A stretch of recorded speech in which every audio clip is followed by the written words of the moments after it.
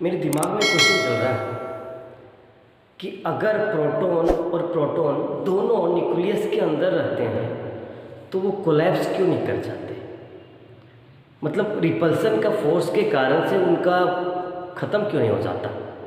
एक प्रोटॉन इधर जाता है, दूसरा इधर जाता है, दोनों ख़त्म क्यों नहीं हो जाता। मेरा दिमाग में ये क्वेश्चन दौड़ रहा है, शायद आपके भी दिमाग में दौड़ रहा है। तो इसका असली वजह है कि उनके बीच में एक न्यूक्लियर फोर्स लगता है। Nuclear force short ranging force होता है और वो ऐसा फोर्स होता है जो बहुत ज़्यादा स्ट्रॉन्ग माना जाता है। मतलब प्रोटॉन और न्यूट्रॉन के बीच में, प्रोटॉन प्रोटॉन के बीच में ऐसा फोर्स लगता है जिसको बोलते हैं हम लोग न्यूक्लियर फोर्स, और ये स्ट्रॉन्ग न्यूक्लियर फोर्स होता है।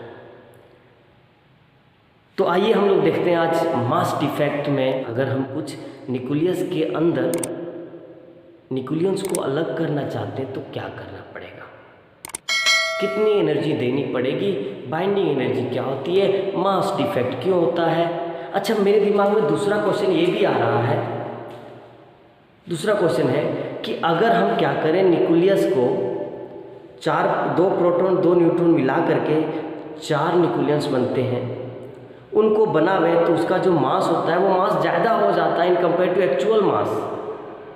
क्यों? इसका जवाब के लिए चलिए हम लोग चलते हैं ब्लैक बोर्ड की तरफ। Good evening, good morning, good afternoon, और जब भी आप देख रहे हैं तब का गुड इवनिंग।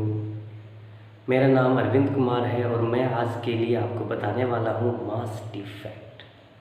तो बच्चों, मास डिफेक्ट आती कहाँ से है और ये क्यों होता है जानेंगे हम लोग। बाइंडिंग एनर्जी क्या होता है ये भी जानेंगे हम लोग। एटॉमिक स्ट्रक्चर किस तरह होती है, ठीक है। तो सबसे पहली बात है एटॉमिक स्ट्रक्चर को जान लेना। तो आइए मेरे साथ वीडियो के अंतिम तक बने रहिए, हम लोग सीखेंगे आज एटॉमिक स्ट्रक्चर।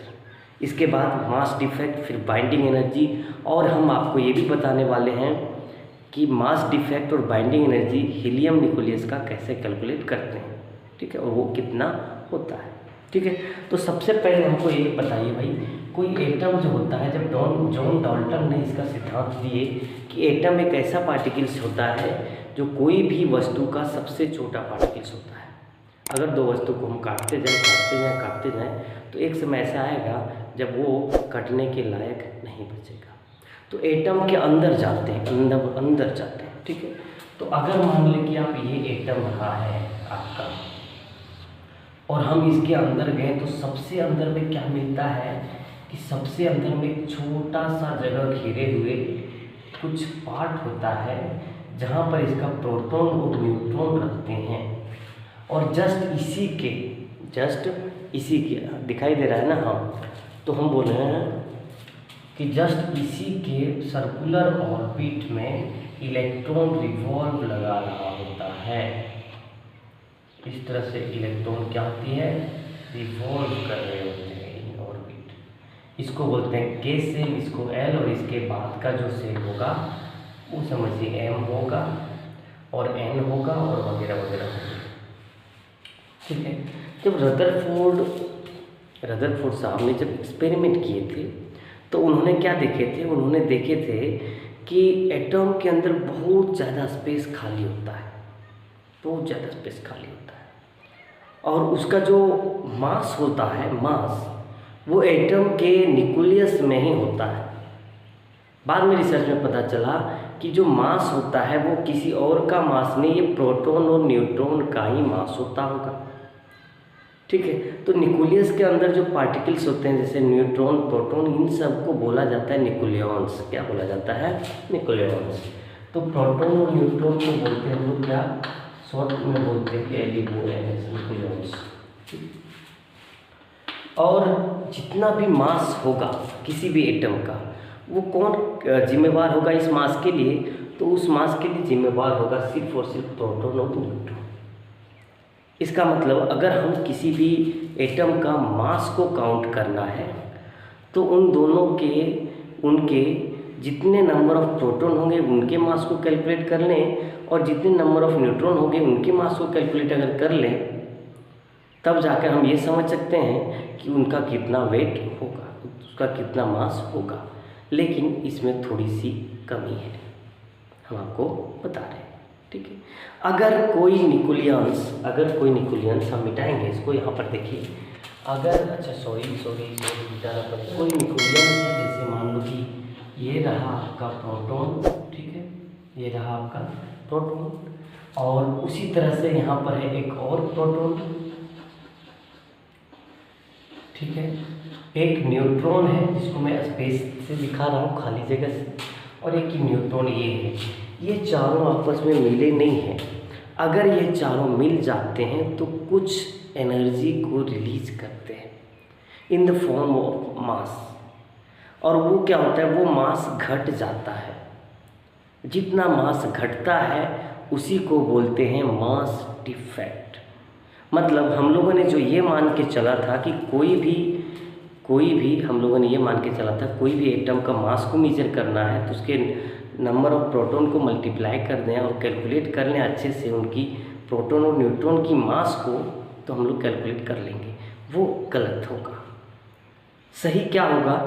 सही होगा कि ये जब भी कभी हम लोग चार, यहाँ पर देखा जा रहे हैं, 2 प्रोटॉन है और 2 न्यूट्रॉन है, इनके मास को अगर हम ऐड कर देंगे तो जो टोटल मास होता है, टोटल मास उससे थोड़ा सा ज़्यादा रहेगा,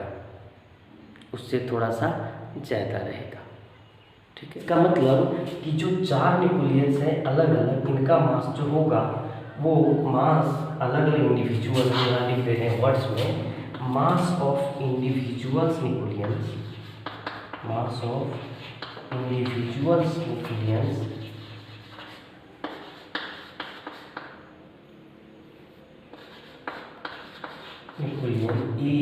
is greater than mass of atom. That's the right answer. ये हम आपको बताना चाह रहे हैं कि जब कभी भी हम प्रोटॉन और न्यूट्रॉन को या तो न्यूक्लियंस को मिलाएंगे तो उनका मास ज़्यादा हो जाएगा इन कंपेयर टू जो एटम है उनके मास का। तो ऐसा क्यों होता है ये हम आज जानेंगे, और इस डिफेक्ट को बोलेंगे मास डिफेक्ट।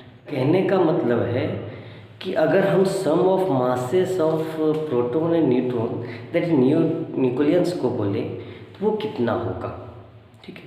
तो sum of masses of nucleons यहाँ पर लिखते हैं, sum of masses of nucleons will be equal to sum of mass of proton and neutron। क्या है ये? That will be equal to proton and neutron। Okay, अब आपको पता है कि एक न्यूक्लियस के अंदर कितने प्रोटॉन होते हैं? देखो मैं समझा रहा हूँ, जरा ध्यान से देखिएगा। X कोई एटम है जिसका एटॉमिक नंबर Z होता है। एटॉमिक नंबर कितना होता है? एटॉमिक नंबर Z होता है और मास नंबर कितना होता है? ये एटॉमिक नंबर क्या होता है? Z, और मास नंबर कितनी होती है? ये। तो उसके अंदर कितने प्रोटॉन होंगे? तो जितने उसके एटॉमिक नंबर होंगे, और एटॉमिक नंबर कितने हैं? Z है, इसका मतलब Z प्रोटॉन होंगे उसके अंदर भाई। तो Z प्रोटॉन और एक प्रोटॉन का मास कितना होगा? Mp, जो कि मैंने माना है, तो Mp हो जाएगा। प्लस उसी तरह से अगर हम लोग कैलकुलेट करना चाहें तो न्यूट्रॉन कितने होंगे? तो न्यूट्रॉन होंगे A माइनस जेड, मतलब mass number minus atomic number. अगर मास नंबर में से एटॉमिक नंबर को घटा देंगे तो जितना आएगा उतना ही न्यूट्रॉन होगा, और उसका जो मास होगा वो क्या होगा? Mn होगा, मास ऑफ न्यूट्रॉन, जैसे कि मैंने यहाँ पर माना है। समझे? तो ये सम हो गया किसका? इंडिविजुअल न्यूक्लियंस का। अब मासेस ऑफ न्यूक्लियस जो होता है, mass of nucleus, mass of nucleus, ये हम लोग मानते हैं m है। क्या है? m। तो ऑफ कोर्स हम लोग के पास जो मिलेगा डेटा, मास स्पेक्ट्रोमीटर से हम लोग मास को मीजर करते हैं, मापते हैं इसका न्यूक्लियस का मास को, तो वो m आया। और वैसे हम लोग कैलकुलेट अगर करें तो ये आता है। एक्चुअल में क्या है? एक्चुअली इसीलिए हमारे पास ये नॉलेज में आता है कि मास जो होता है किसका, जब स्पेक्ट्रोमीटर से मेजर करते न्यूक्लियस का मास, तो वो लेस होता है कम होता है in compare to this mass, ZmP plus A minus Z into Mn की मास से कम होती है। तो भाई साहब इसका मतलब है कि अगर इन दोनों को इक्वल करना है, अगर इन दोनों को क्या करना है, इक्वल करना है, तो इसमें कुछ ऐड कर दें तो ये क्या होगा, इक्वल हो जाएगा। ठीक है, तो मैं कितना ऐड करूं, मान लेते हैं कि डेल्टा M ऐड किया मैंने। ठीक है, सो मैंने डेल्टा M इसमें ऐड किया, M प्लस डेल्टा M इसमें मैंने ऐड किया। ठीक है, छोटा सा मास मैंने ऐड किया, तो ये इक्वल हो गया इसके, तो ZmP plus A minus Z into Mn का इक्वल हो गया। इसका मतलब ये फैक्टर जो है वो क्या है, कम था। ये फैक्टर जो है वो न्यूक्लियस के मास में कम था। तो अब हम क्या करने वाले हैं, ये फैक्टर जो आया इसी का नाम है मास डिफेक्ट। और इसको कैसे कैलकुलेट करना है, तो mass defect into delta M will be equal to ZmP plus A minus Z Mn। ये पार्ट जो है मेरे पास मास ऑफ न्यूक्लियस, वो उधर क्या होगा, उधर माइनस हो जाएगा, माइनस M। ये जो मेरे पास निकल रहा है ये इक्वेशन है मास डिफेक्ट का। ठीक है, अब मैं आपको बताने वाला हूँ इस इक्वेशन से थोड़ा हट के कि मास डिफेक्ट हीलियम का कैसे कैलकुलेट करते हैं। ओके, सो इसको हम मिटाते हैं, तब तक आप थोड़ा सा नोट कर लीजिए। सो अगर हम हीलियम का बात करें, किसका बात करें, हीलियम के लिए, तो मास डिफेक्ट कितना होगा इसकी कैलकुलेशन कर रहे हैं हम लोग। तो हम यहाँ पर सबसे पहले लिख देते हैं 4 हीलियम, किसके लिए, 4He हीलियम के लिए। तो आप एक चीज़ समझो आराम से, हीलियम में कितने प्रोटॉन्स होते हैं, 2। न्यूट्रॉन्स कितने होते हैं, 2। 2 प्रोटॉन और 2 न्यूट्रॉन का जो मास होगा वो ज़्यादा होगा जो एक्चुअल मास होता है हीलियम का, न्यूक्लियस का, उससे। तो हम सबसे पहले क्या करेंगे, सबसे पहले 2 प्रोटॉन का मास निकालेंगे, 2 न्यूट्रॉन का मास निकालेंगे, इनको जोड़ेंगे, आपस में ऐड करेंगे। इसके बाद जो आएगा वो होगा ज़्यादा, किससे, जो एक्चुअल मास होता है उससे। अब क्या करेंगे, जो ज़्यादा है उसमें कम वाले को घटा देंगे, तो मास डिफेक्ट मेरा निकल आएगा। देखिए, अब ये देखिए मास जो होता है एक प्रोटॉन का, वो मैंने यहाँ पर लिखा है 1.00727 यूनिफाइड यूनिट। उसी तरह से मास होता है न्यूट्रॉन का 1.00866 यूनिफाइड यूनिट। इन दोनों को हम लोग देखते हैं, तो मास जो निकलेगा 2 प्रोटॉन का वो 2 इंटू कर देंगे, 2 इंटू इतना, और 2 इंटू इतना करने पर इतना आया मेरे पास। ठीक है, और मास जो होगा न्यूट्रॉन का, 2 न्यूट्रॉन का, वो 2 इंटू मास ऑफ न्यूट्रॉन करेंगे। मास ऑफ न्यूट्रॉन को 2 से मल्टीप्लाई करके यहाँ पर मैंने लिखा। अब क्या है भाई, मास निकाल रहे हैं हम लोग इन दोनों का, मतलब 2 न्यूक्लियस है मेरे, न्यूक्लियंस है, न्यूक्लियस के अंदर उनका मास निकाल रहे हैं। तो आप देखो जरा ध्यान से, 2 प्रोटॉन 2 न्यूट्रॉन का मास निकाल रहे हैं, तो इतना प्लस ये वाला पार्ट को मैंने किया, ये आ गया 4.03186। ठीक है, और एक्चुअल जो मास होता है हीलियम न्यूक्लियस का वो होता है 4.0053 यू मतलब यूनिफाइड यूनिट। तो यहाँ पर एक चीज़ तो पता चल रहा है कि जो मास है 2 न्यूक्लियस का वो ज़्यादा है इन कंपेयर टू दिस। तो हम अगर मास डिफेक्ट निकालना चाहेंगे तो क्या करना पड़ेगा, मास डिफेक्ट निकालने के लिए हमें न्यूक्लियस का जो मास है उसमें माइनस कर देना पड़ेगा जो न्यूक्लियस का मास है वो। तो मैं इसको रफ कर लेता हूँ, हम समझते हैं कि आपने नोट कर लिया होगा। ठीक है, तो मास डिफेक्ट इक्वल्स टू जो होगा, जो कि हम डेल्टा M बोलते हैं, वो कितना आएगा, तो इसमें से हम क्या करेंगे, इसको माइनस करेंगे। 4.03186 माइनस 4.00153। ओके, इसको माइनस कीजिए आप आराम से, है ना। 6 में से 3 3, 8 में से 5 3, है ना, 1 में से 1 0, 3 में से 0 3, 0.0। ये जो आया ठीक, ये यूनिफाइड यूनिट में आ रहा है। किस में आ रहा है, ये यूनिफाइड यूनिट में आ रहा है। तो एक्चुअल में इतना मास एक्चुअल में किसी भी न्यूक्लियस में, हम इसको मिटा रहे हैं, ठीक है, नोट कर लीजिए आप, किसी भी न्यूक्लियस में हम बात कर रहे हैं कि अगर दो प्रोटॉन है और दो न्यूट्रॉन है मेरे पास, ठीक है, इनको मिला करके हम अगर एक न्यूक्लियस बनाना चाहते हैं हम लोग, ठीक है, दो प्रोटॉन ये है प्लस और ये माइनस, ठीक। तो अगर हम क्या करें, इन चारों को मिला करके एक न्यूक्लियस बनाना चाहें तो कुछ एनर्जी क्या होगा, लॉस हो जाएगा इन फॉर्म ऑफ मास। कुछ एनर्जी क्या होगा, कुछ मास लॉस हो जाएगा इन फॉर्म ऑफ एनर्जी। कुछ मास क्या होगा, लॉस हो जाएगा इन फॉर्म ऑफ एनर्जी। और ये जो मास होगा वो समझा जा सकता है आइंस्टीन का famous mass energy equivalence relation से कि ये दोनों जो इंटर रिलेटेड होगा, और ये मास होगा रिस्पॉन्सिबल किसके लिए, या तो इस न्यूक्लियस को बनाने के लिए या तो इसको फिर डिस्ट्रॉय करने के लिए, ठीक है। बनाने के लिए इतना ही मास हमको क्या करना पड़ा, रिलीज हुआ। अगर तोड़ना है तो इतना ही मास इसमें दे देंगे तो ये चार अलग अलग न्यूक्लियस में टूट जाएगा। इसका मतलब ये मास डिफेक्ट जो है डेल्टा एम मेरा, वो एक्चुअल में इन पूरे न्यूक्लियस के न्यूक्लियर रिएक्शन में बहुत बड़ा रोल प्ले करता है। अगर हम किसी भी न्यूक्लियस को बर्बाद करना है तो जो एनर्जी देना पड़ेगा उसको बोलते हैं बाइंडिंग एनर्जी। अगर किसी न्यूक्लियस को बनाना है तो कुछ एनर्जी निकलता है जिसको बोलते हैं बाइंडिंग एनर्जी। दोनों बराबर होती है।